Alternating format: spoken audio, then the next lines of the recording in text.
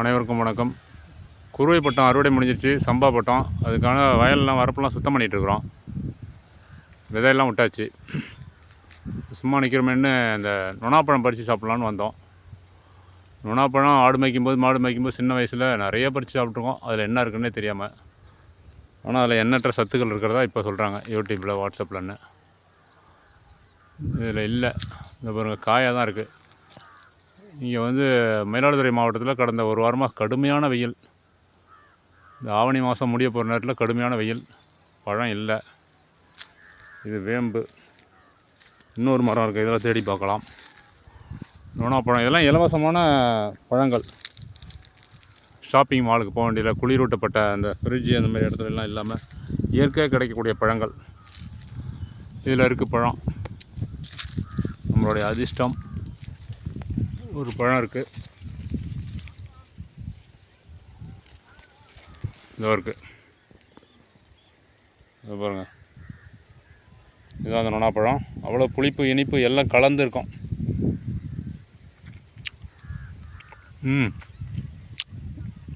வயலில் போட்டு சாப்பிட்றதுக்கு ரொம்ப அருமையாக இருக்குது. நல்ல சத்து இருக்கிறதா சொல்கிறாங்க. அதில் எங்கேயாவது வயல்வெளி உள்ள இடங்கள் உள்ள நீங்களாக இருந்தால், வயல் பகுதி இருந்ததுன்னா நொனாப்பழத்தை விட்டுறாதீங்க. இது ஒரு பழம் இருக்குது, காட்டு பகுதியாக இருக்குது பாருங்கள். இதான் வயல் தான். இது ஒரு பழம் இருக்குது, நம்ம அதிர்ஷ்டம். இன்னொரு பழம் தெரியுதா, கருப்பாக இருக்குது பாருங்கள். பிரமாதமாக இருக்கும். நல்லா இது ஒரு தனி சுவையாக இருக்கும்.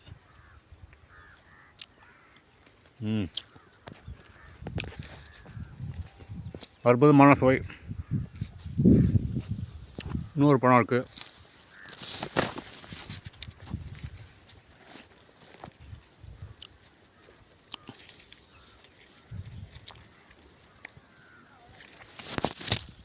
அதையும் பறிச்சாச்சு. நல்ல சுவை.